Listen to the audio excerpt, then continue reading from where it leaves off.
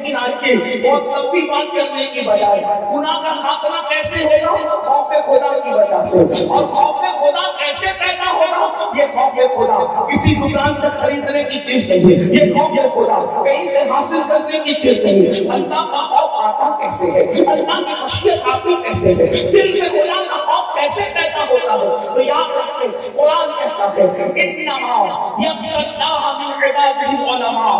آگاہ ہو جاؤ بے شک اللہ کے بندوں میں جو اللہ سے ڈرنے والے ہیں وہ صرف علم والے لوگ ہیں. مطلب یہ ہے اب دل میں اللہ کا ڈر پیدا کرنا ہے, دل میں اللہ کا خوف پیدا کرنا ہے, دل میں اللہ کی خشیت پیدا کرنی ہے. تو خدا کی خشیت کیسے پیدا ہوگی؟ دل میں دین کی برکت سے. علم حاصل کرو گے تو اللہ کا ڈر پیدا ہوگا, اللہ کی خشیت پیدا ہوگی. اور یاد رکھنا جس کے دل میں اللہ کا ڈر نہیں وہ پڑھا لکھا تو ہو سکتا ہے مگر عالم نہیں. عالم سچا وہ ہے, بڑے مدرسے کی ڈگری عالم نہیں بناتی بلکہ اللہ کا ڈر عالم بناتا ہے. دیکھو پڑھے لکھے میں اور عالم میں فرق بتاؤ. ہر پڑھا لکھا عالم نہیں ہوتا مگر ہر عالم پڑھا لکھا ہوتا ہے. اشرف علی کے پاس دل بتا پڑھا لکھا تھا مگر اللہ کا خوف نہیں تھا, تو نبی کی گستاخی کر گیا.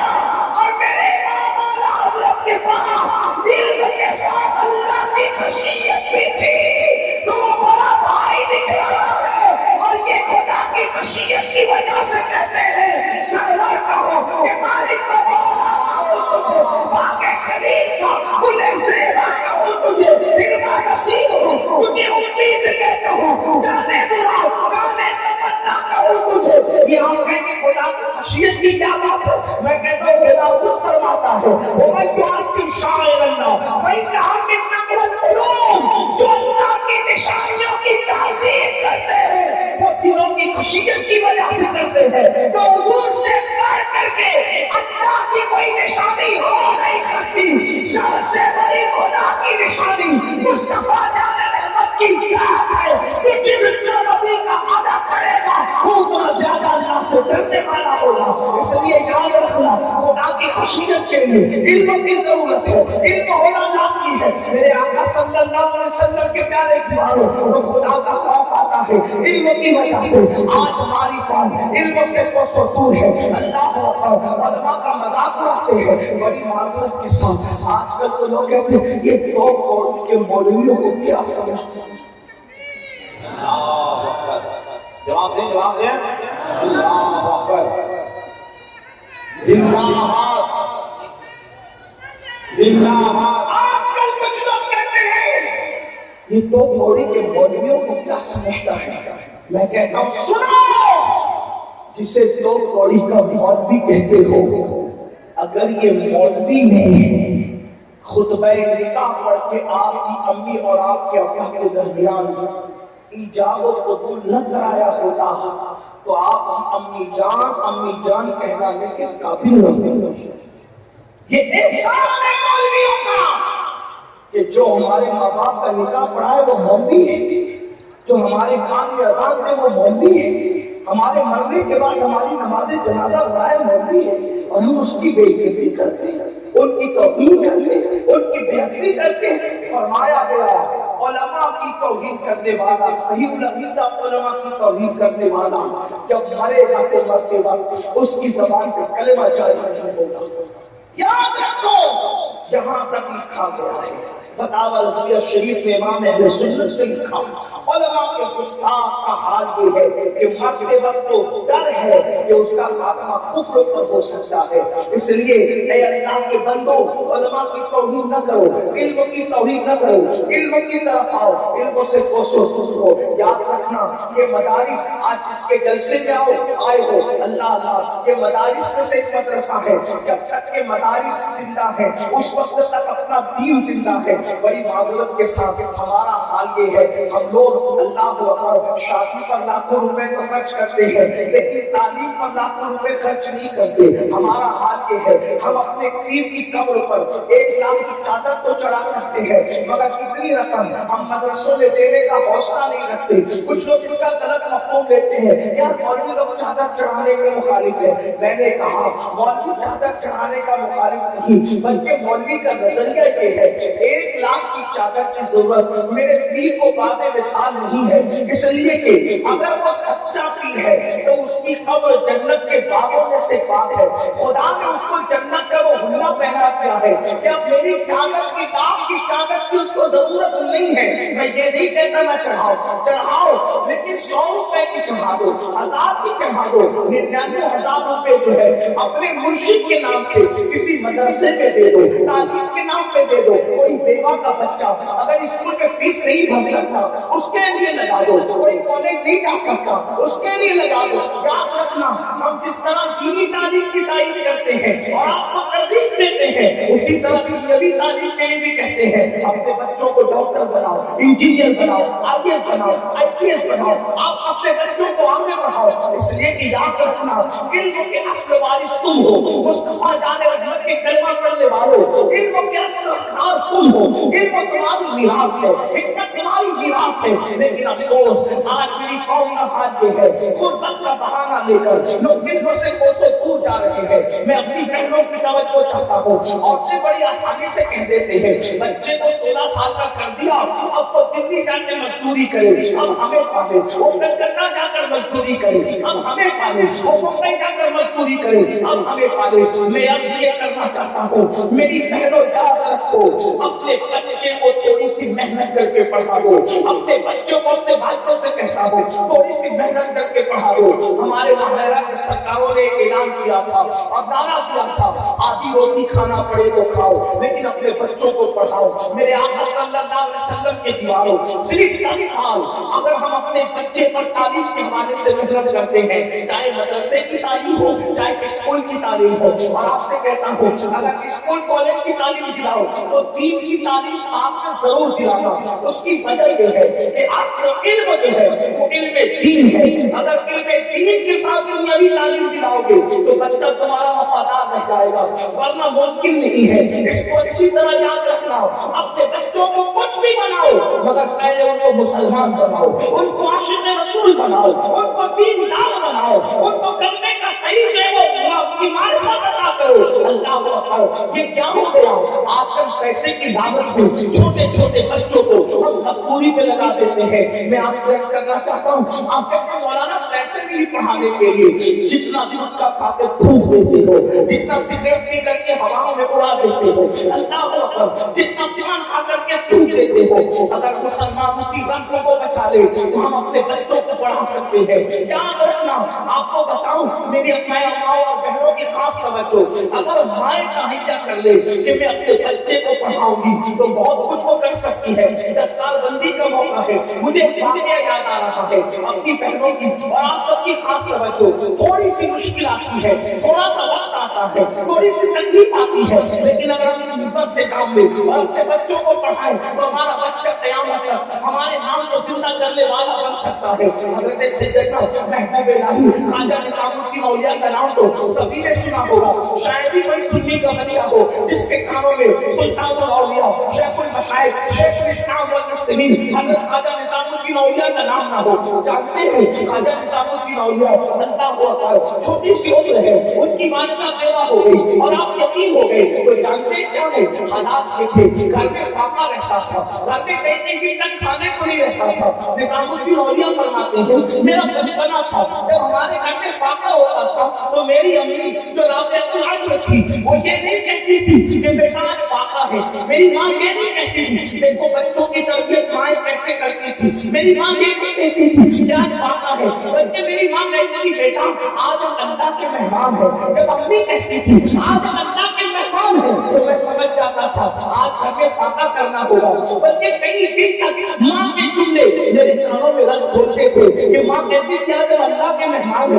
مطلب واقع کرنا ہے، آج اللہ کے مہمان ہے آج واقع کرنا ہے۔ بتاتے ہیں کہیں دن تک جب مسلسل گھر میں کھانا پکتا تو میں امی سے کہتا امی اب تم کب کہو گی کہ آج ہم اللہ کے مہمان ہو، اس لیے کہ مجھے کھا کر کے وہ سکون نہیں ملتا تو یہ جملہ سن کر کے سکون ملتا ہے کہ آج ہم اللہ کے مہمان ہیں۔ جانتے ہیں اللہ تعالیٰ جب قدوری تک کے حضرت محبوب الہی کو ان کے استاد نے پڑھا دیا تو اس دور کے حساب سے استاد نے کہا بیٹا اب تمہیں تمہاری دستار کرنی ہوگی، تمہاری دستار کرنی ہوگی، اس لیے کہ میں تمہیں جتنا پڑھا سکتا تھا پڑھا چکا، اب تمہاری دستار کرنی ہوگی۔ استاد سے پوچھا استاد یہ دستار کا پروگرام کیسے ہوگا؟ تو کہا تمہیں امامہ لانا پڑے گا اور جو علماء مشائخ آئیں گے ان کی تمہیں دعوت کرنی پڑے گی۔ گھر گئے اور جاتے کا امی استاد کہتے ہیں کہ دستار بندی کے موقع پر علماء مشائخ کی دعوت ہوگی اور ان کے ہاتھوں سے دستار باندھی جائے گی۔ تو ماں نے کہا کب ہوگی دستار؟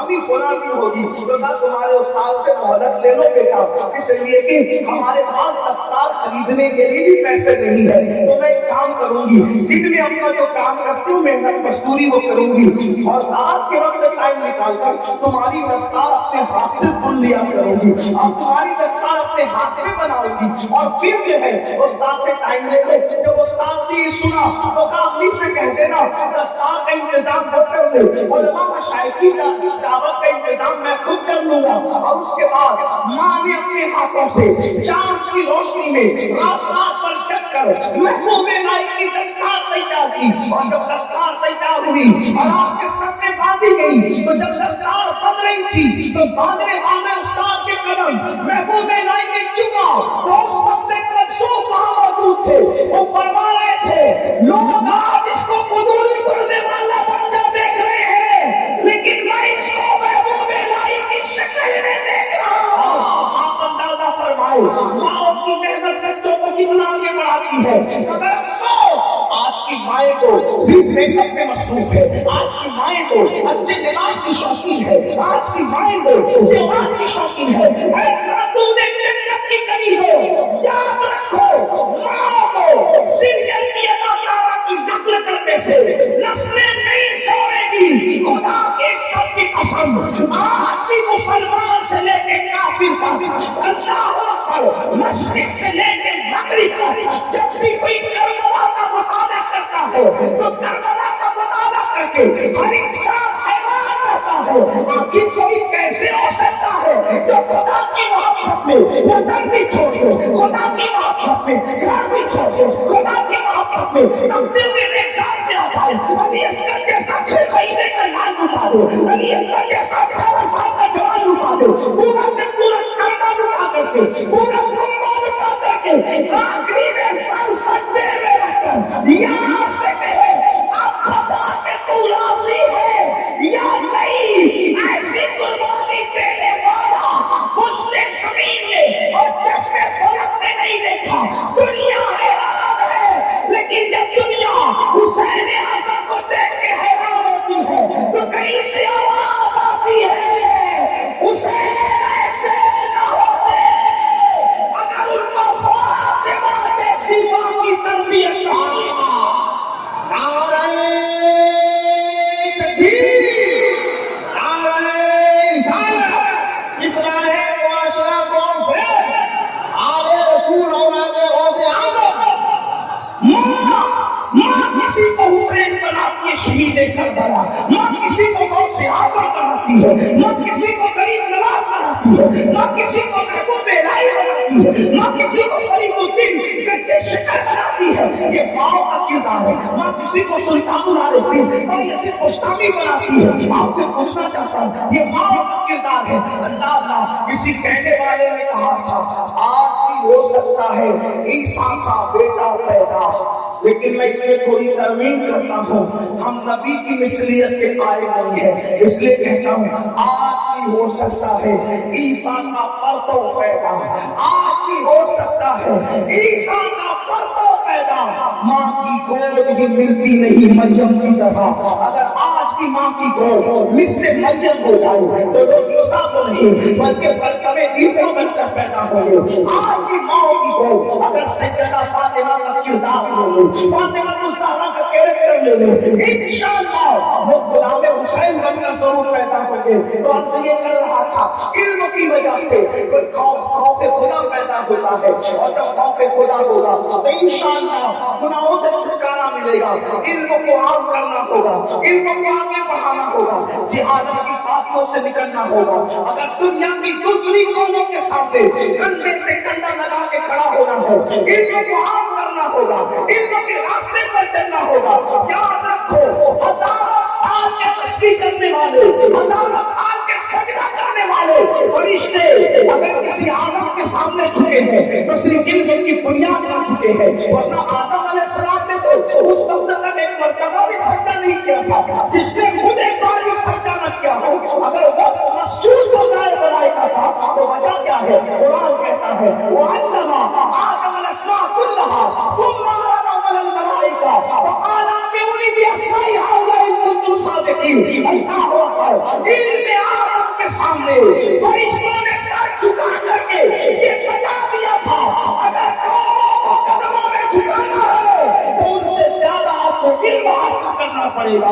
لیکن افسوس، اللہ اکبر، وہ قوم جو دنیا کو علم کی خیرات دینے آئی تھی، وہ قوم جو دنیا کو زیور علم سے آراستہ کرنے آئی تھی، وہ قوم جو دنیا کو علم عطا کرنے آئی تھی، آج وہ قوم علم سے دور ہوتی جا رہی ہے۔ یاد رکھیں، جامعہ اہل سنت، غوثیہ رضویہ، یہ مدرسہ اور جتنے اہل سنت کے مدارس ہیں آپ کے علاقے میں، ان کی مدد کریں، ان کی امداد کریں، ان کا تعاون کریں۔ میں اپنی گفتگو کو جلدی سے سمیٹ رہا ہوں، اس لیے کہ میرے پاس ایک عظیم خطیب کی کتاب ہے، حضور امیر ارشدی دعوت اسلامی کے حوالے سے آپ کو سماعت کرنی ہے۔ اور یہ کر رہا تھا، یاد رکھنا علم ہونا ضروری ہے، لیکن پھر کہتا ہوں سائنس سکھاؤ، ٹیکنالوجی سکھاؤ، جغرافی سکھاؤ، الجبرا سکھاؤ، ہر علم سکھاؤ، مگر پہلے اپنے بچے کو مسلمان بناؤ تاکہ وہ دین سیکھے۔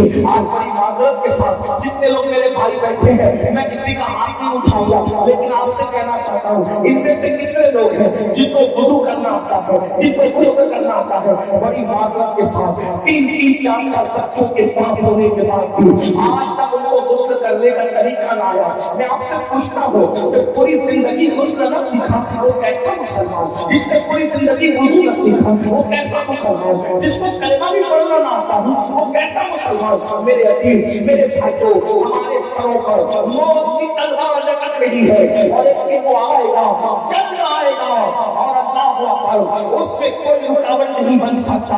وہ موت کی لٹکتی ہوئی تلوار ہمارے جسم سے ہماری روح کے رشتے کو ختم کر دے گی۔ روح سے جسم کا رشتہ ٹوٹ جائے گا، اور جب روح سے جسم کا رشتہ ٹوٹ جائے گا تو یہ دنیا میں ہمیشہ نہیں رہے گے، اس دنیا سے کوچ کرنا ہوگا، اس دنیا سے رخصت لینی ہوگی۔ اللہ اکبر، وہاں کیا دیکھا جائے گا؟ کفن میں فیکٹریاں نہیں لے جاؤ گے، کفن میں دولت نہیں لے جاؤ گے، کفن میں مال نہیں لے جاؤ گے، کفن میں حسب نسب نہیں لے جاؤ گے، خون کے رشتے سے یہ ٹوٹ جائیں گے۔ کفن میں کیا جائے گا؟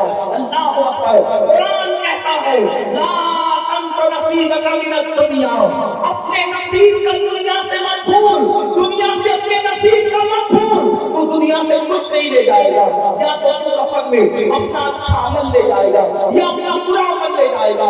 اللہ کو علم حاصل نہیں کرتے اس لیے ماں باپ کی حق کی ادائیگی نہیں کرتے، علم حاصل نہیں کرتے اس لیے بیوی کا حقوق کے حقوق نہیں جانتے، علم حاصل نہیں کرتے اس لیے شراب میں، جوئے میں اور الگ الگ جرائم کے اندر مبتلا ہے۔